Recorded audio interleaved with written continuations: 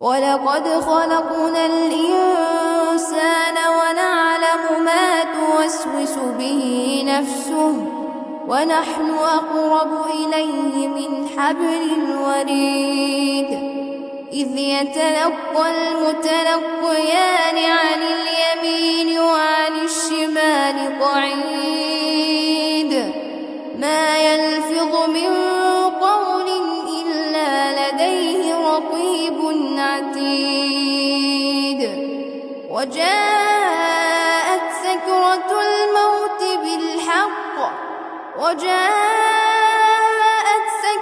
الموت بالحق ذلك ما كنت منه تحيد ونفخ في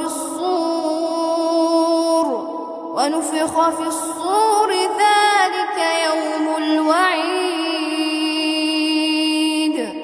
وجاءت كل نفس معها سائق وشهيد لقد كنت في غفلة